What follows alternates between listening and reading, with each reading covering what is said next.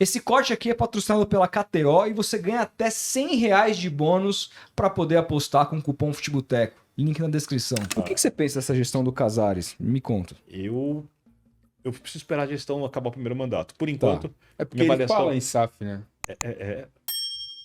não vai fazer. Eles contrataram Primeiro já teve oportunidade porque um dos autores da lei da SAF é muito São Paulino e adoraria fazer uma SAF para São Paulo. Provavelmente o escritório, inclusive, faria isso pro bono, sem cobrar absolutamente nada. É o maior especialista que tem em SAF do país e o São Paulo, pelo jeito, não quis ouvi-lo. Segunda questão, eu não concordo com o que ele disse. De qualquer jeito, não andou ali com ele. Aí contrataram um escritório de advocacia para fazer um estudo. Quando chegou o estudo, até agora, absolutamente nada, né? E o Zuzu de bastidores diz que os conselheiros reclamaram e tal. Porque no São Paulo você tem que administrar o clube para os conselheiros. Nossa. São Paulo é assim, São Paulo você administra os clubes, os conselheiros são os abnegados intangíveis, como já foi dito, e você tem que pensar nos conselheiros por causa do modelo de gestão para o clube ser administrável, né? Então eu acho que o São Paulo não vai fazer SAF, eu acho que a gestão do Casares, eu sempre digo que se o São, mesmo que eu falei do Santos, se não for rebaixado e diminuir agressivamente o valor da dívida ao término da gestão, terás feito uma boa administração. Você acha isso possível com os últimos balanços? Então, eu não sou O primeiro especialista. balanço foi ruim, né? Depois o segundo parece que foi um pouco melhor. Isso. Entrou alguma verba ali que não estava prevista. Tipo 100 milhões do Antony. Do Antony, é. Então, quando eu olho a diminuição da dívida, eu sempre olho de 100 milhões. Se você tiver um superávit de, sei lá, não sei quanto foi, não lembro, mas se for um superávit de 25 milhões. Você tá com E tem esse 100 do déficit Antony, de 75 Para mim, milhões. tecnicamente, a gestão foi exatamente isso. Eu concordo. Foi exatamente Totalmente. isso, né? Porque isso é da gestão anterior, que não foi uma boa gestão, tá? Para deixar claro. Mas tem que ver o que é dessa gestão. O que ele herdou de problema, a gente tem que citar, porque ele escolheu ser presidente. Ele escolheu ser presidente, né? E escolheu se reeleger presidente, porque o São Paulo é um clube muito político. No São Paulo funciona assim. Se chegar no final do ano e o São Paulo for rebaixado no Campeonato Brasileiro, o Casares vai se reeleger com, vou chutar aqui, 60 a 65, 70% dos votos. Se o São Paulo não for, vai se reeleger com 65, 70, 75, 80, 85% dos votos. Né?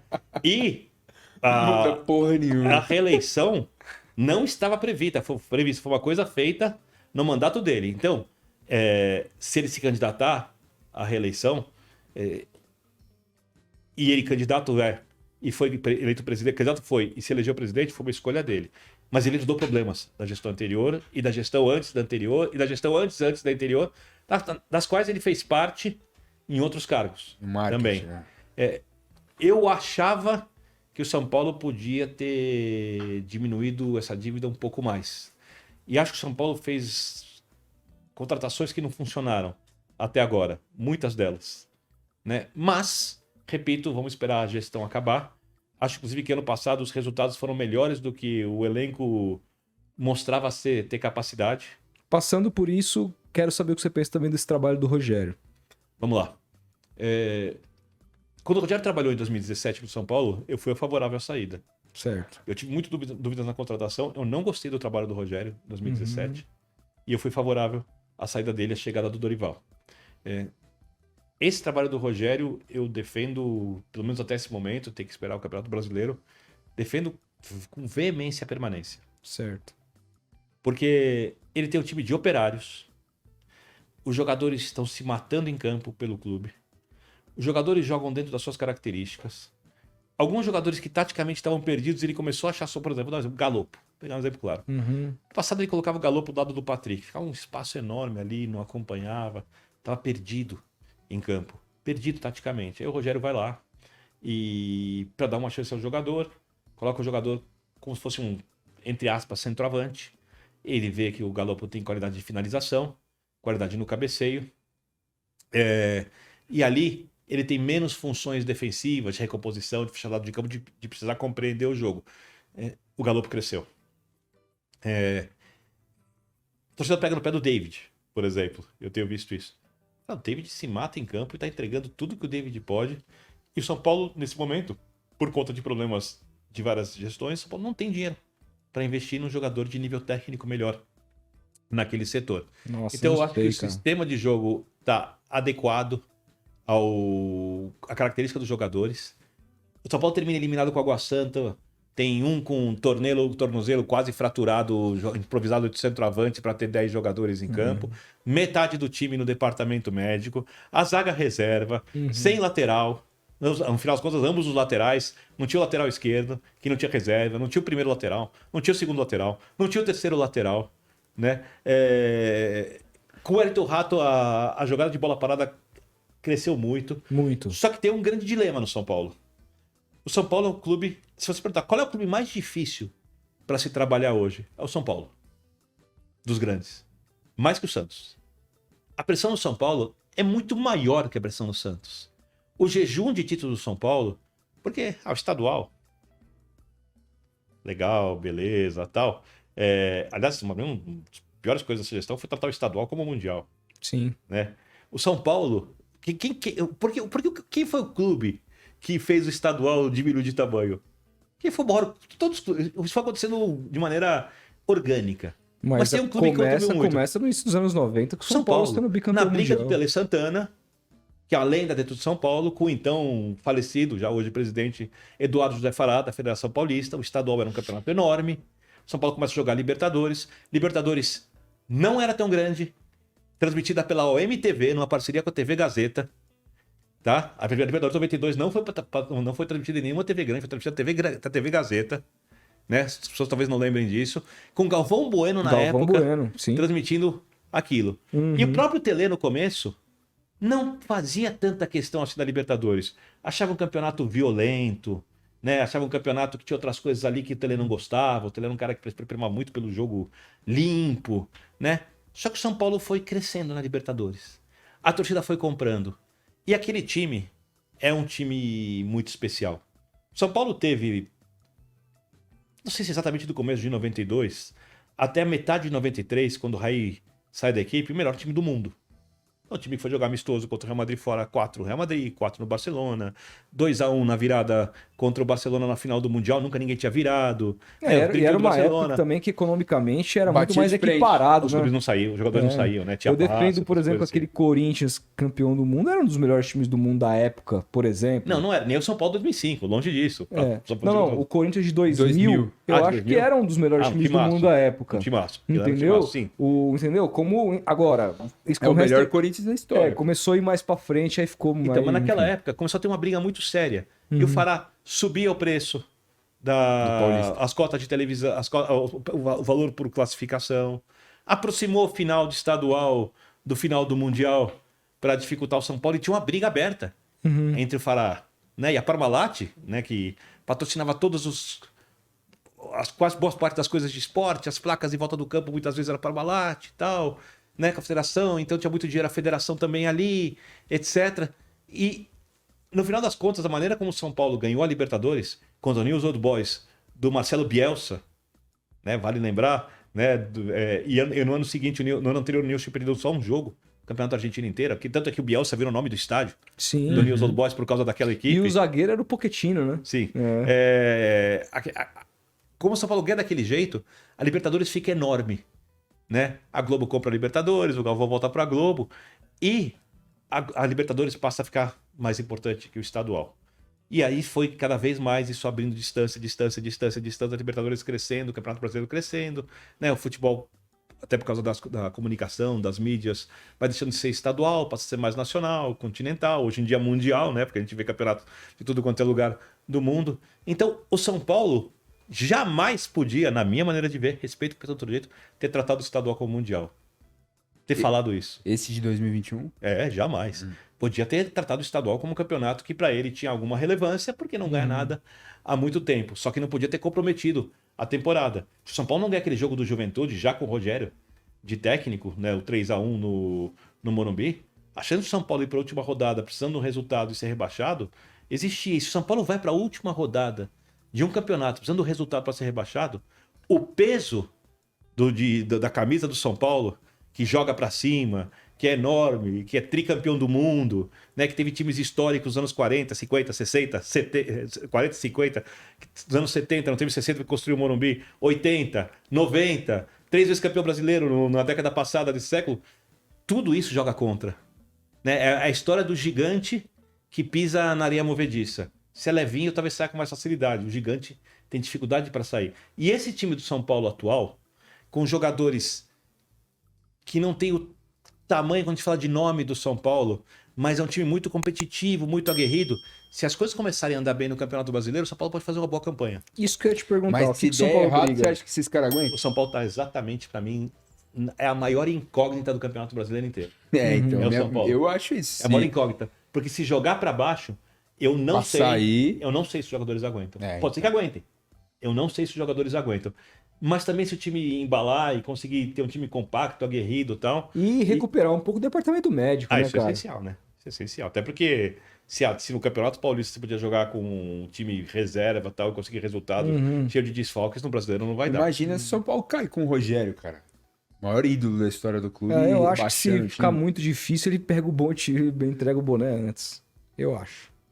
Vou fazer uma pergunta pra vocês. Posso fazer folgado, né? Vamos trocar, Pode vou fazer, trocar cara. aqui. Você acha que pra carreira do Rogério ser técnico do São Paulo hoje é uma coisa boa? Não, eu defendo acho que, que não. eu defendo que o Rogério, Tá. ele deveria tentar entender que ele é um profissional da área que tem que, cara, sair do São Paulo. Ele tem qual que é o objetivo do Rogério? Se tornar um Ferguson do São Paulo? Porque eu acho que se tornou uma relação muito estranha. Eu vou te explicar. Por favor. Agora eu sou entrevistador. Quando existe uma situação de que aparenta que o trabalho não está indo para o melhor caminho possível, e aí uma situação que, por exemplo, você perde para o Água Santa, vou pegar um exemplo recente, perdeu para o Água Santa... Sem tomar um chute, sem o goleiro fazer uma defesa. Sem o goleiro fazer uma defesa, você não conseguiu classificar de um time que não tem divisão no futebol brasileiro hoje, um time que não está na Série D, né? Perdeu. Qualquer outra situação, ainda que com todos os poréns, os desfalques e tudo mais, existiria uma pressão da torcida. E eu acho que existe ali uma situação, por exemplo, o fato dele ser um ídolo é praticamente, sei lá, o Pelé ser treinador do Santos, o Zico ser treinador do Flamengo. Diferente, é uma pressão diferente. Eu não acho ele o maior jogador da história do São Paulo, mas está entre os maiores. Tá? Tudo bem, mas muita gente acha, né? É uma geração, acha. Uma geração acha. Tem jogador maior. Então. Eu até também concordo com isso, mas enfim. De longe é o Raí. É mais ou menos. Mas tudo bem, é outra discussão. É mais ou menos isso. Eu acho que é uma relação que, por ele amar muito o São Paulo, por ele. E o São Paulo ser diferente para ele, até mesmo. Eu acho que é diferente ele tomar qualquer atitude que ele tomava no Fortaleza. Eu não tô falando pelo tamanho dos clubes. Mas por que você acha que ele está no São Paulo? Eu acho que é por causa do amor dele. Eu acho que ele ama o São Paulo pra caralho. Assim. Acho que ele é fanático por aquilo. Eu acho que a menina dos olhos dele, quando ele era jogador, a minha seleção é o São Paulo. Por exemplo, quando você vê o Diniz falando, a minha seleção é o Fluminense, igual ele falou esses dias. Você não lê da mesma maneira como você lia o Rogério falando isso, porque o Rogério ele falava isso no olhar. O Rogério ele tem um amor, Desde jogador, ele gosta de saber as coisas do clube, de acompanhar como tá a piscina. Sobre o Rogério, pra entender. O Rogério talvez seja um dos caras mais competitivos que eu vi na minha vida. Não tem a menor dúvida. E dúvida. eu, às vezes, vou falar isso... O Leal falou isso aqui. E eu não sei, provavelmente ele vai acabar vendo isso, né? E eu acho que não é nem, do ponto de vista, tô falando físico, saudável para ele. Sim. Eu acho que chega a ser de um jeito insalubre. Quando teve essa polêmica recente com o Marcos Paulo, eu acho que se o Rogério, se os relatos que eu li, se o Rogério tratou o jogador daquela forma, só colocar a mão no peito é a única coisa que eu vou discordar. Porque o jogador que já teve problema no Famalicão, já teve problema em outros clubes, ir lá escrever sobre o Rogério numa rede social, eu acho que podia ser chamado atenção na frente dos outros jogadores. O meu lema é assim: se eu tiver que falar alguma coisa com alguém que é negativo, eu falo em particular. Eu não falo na frente dos outros. Mas nesse caso, como é um ambiente de futebol, se o jogador tivesse falado, fiquei nervoso, perdi a cabeça, fiz bobeira, chegasse Rogério, desculpa. O Rogério fala em particular, o jogador depois vai lá e fala com os colegas, está resolvido. Não foi isso. O jogador chegou ali, aparentemente, dono da sua razão, da sua verdade, né? Porque a verdade sempre diz que a verdade tem a verdade de um, a verdade do outro e a verdade que é a verdade. Ele chegou lá com a verdade dele. E fora isso, eu não acho que o Rogério agiu de maneira errada. Nesse caso, o que o Rogério faz é um nível de cobrança que para alguns jogadores é difícil de lidar. E já era assim quando era atleta. Tá? Então, agora, mas se não vai colocar tal jogador que não... O Rogério não é assim. Se tiver uma pessoa no elenco que ele detesta, supor que tenha. Não sei se tem, não conheço hoje em dia pessoalmente os jogadores do São Paulo. Não conheço. Então, vamos supor que tem alguém que ele não suporta, mas ele acha que aquele cara vai dar o resultado para ele. Ele gosta muito mais de ganhar do que ele gosta de gostar das pessoas com que ele trabalha. Então ele vai colocar o cara em campo. Ele vai pensar em ganhar. O Rogério, quando era técnico do Fortaleza, pedia para pessoas próximas ficarem de madrugada vendo vídeos para ver se via algum jogador que ele merecia. Tipo assim, ele ficar sem dormir para trabalhar. Trabalha. Mas aí que tá. Trabalha de uma maneira maluca. E é óbvio que esse tipo de coisa, para alguns jogadores, é difícil de lidar. Sim. É assim, talvez o Rogério transformar essa competitividade em algo de um pouco mais assim leve, talvez seja o grande desafio da carreira dele, porque os jogadores atuais do São Paulo tem alguns que se sentem pressionados, isso é uma informação. Por outro lado, eles respeitam muito os métodos de treino e a visão do Rogério de futebol e o conhecimento. E isso faz com que eles respeitem o Rogério. E aí a gente volta naquilo que eu falei, você olha o jogo contra o Água Santa, os caras se mataram em campo. Vai falar que faltou dedicação? Não, o menino lá voltou contundido pro jogo, deu um puta no sangue. Bola parecia queimar em alguns. Aí, eu falei com o técnico do Água Santa, recentemente no Sport Center, eu posso falar porque eu fiz essa pergunta ao vivo. Ele falou sobre a preparação pro jogo, parte tática e tal. Eu virei e perguntei, quando você enfrenta o São Paulo, por mais que quase todos os jogadores do São Paulo ali não sejam parte desse jejum de títulos grandes do São Paulo, títulos grandes. Título grande é no mínimo sul-americana. No mínimo sul-americana, tá? Estadual não é grande. Tá? Então, esse jejum de títulos grandes, pro São Paulo não é grande. Se a Água Santa ganhar, é enorme. Pro Palmeiras, né? O Flamengo foi campeão estadual, perdeu o estadual no passado, ganhou a Copa do Brasil e Libertadores, e ninguém tá nem aí que perdeu o estadual. Né? Perde na hora que... Fica irritado na hora que perde. Todo jogo é melhor ganhar do que perder. Ninguém gosta de perder para adversário, para clássico, perder clássico. Mas no final das contas, quando você avalia a temporada e se você termina o ano feliz ou não, o estadual sempre defendi isso. O estadual não pesa. Eu falei assim, você levou em conta esse período de títulos sem os jogadores, sem títulos do São Paulo, que os jogadores iam sentir a partir de um certo momento, que a bola ia começar a queimar? Sim. Falou. Ele levou tudo isso, ele falou tudo isso para os jogadores na preparação. Eu, quando era técnico do time de várzea, vamos trazer para o meu micromundo. A gente pegou um time que era campeão da Copa Kaiser. A gente classificou em 4º lugar no grupo, outro time em 1º, mata-mata.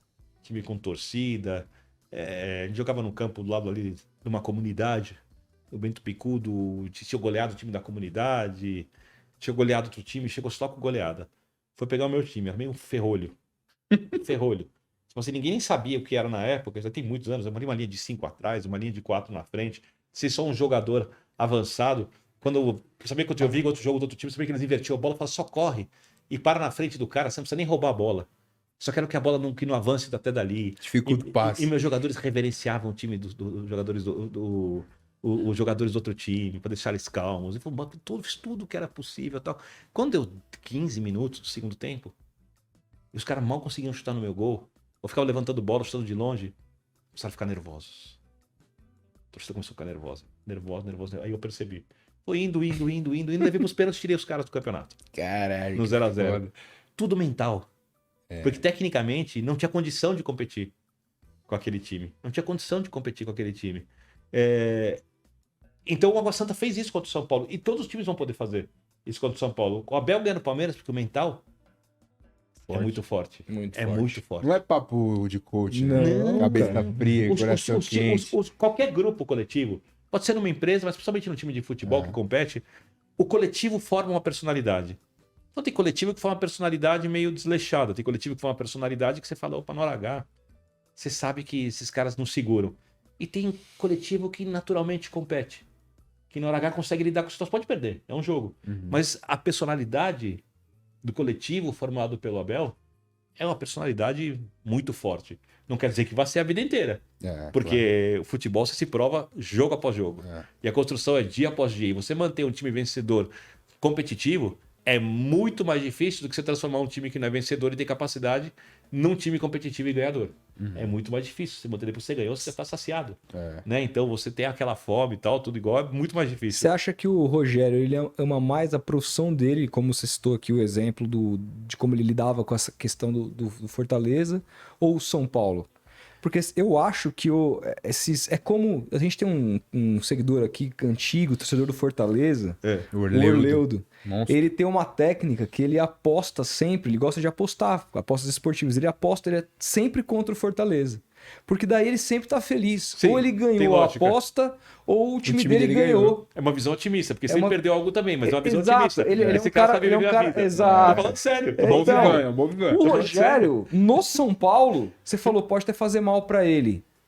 Cara, aqueles 4-0, da maneira como foi aquela final do estadual, da maneira como foi com o time do São Paulo, cara, prostrado em campo, assim, uma vergonha. Eu nunca vi uma final entre dois grandes, uma tamanha superioridade. O pessoal me zoou quando meu time tomou de 4 do Guardiola. Você vê isso acontecendo num clássico, cara, uma final de campeonato. Eu esperava que o Palmeiras poderia reverter, mas não daquele jeito. Com o Rogério à beira do campo, aquilo deve ter doído pra ele de uma maneira. Muito. Então, assim, eu não sei, sinceramente, até que ponto realmente é saudável pra ele. Mas o que você acha? Você queria mais o São Paulo ou o trabalho dele? O Playhall veio aqui e falou que ele não curte a vida, velho. Que ele não consegue, que ele não é capaz. Ele não consegue curtir a vida. Eu não sabia que o Playhall te falou isso. Eu não conheço o Rogério tão bem assim. Eu só sei que ele adora ganhar. Aqui, eu perguntei isso pra ele. Eu falei, cara, o Rogério não curte a vida. Aí ele, curte do jeito dele. O Rogério não curte a vida, cara. Não relaxa, não consegue desligar. Então, ele ganhar. Eu acho que o Rogério precisa ganhar.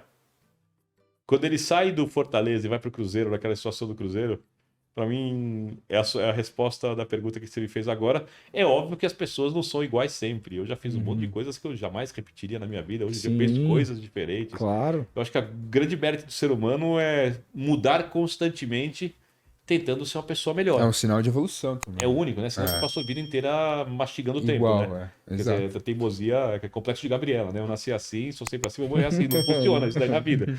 Né? Então talvez o Rogério tenha mudado isso, mude isso, mas eu acho que ele sofre demais por causa dos resultados. As reações dele pós a derrota da Sul-Americana, as entrevistas, tudo mostrava que a pancada foi muito grande porque ele sabia que aquele era um título improvável. E ele chegou muito próximo.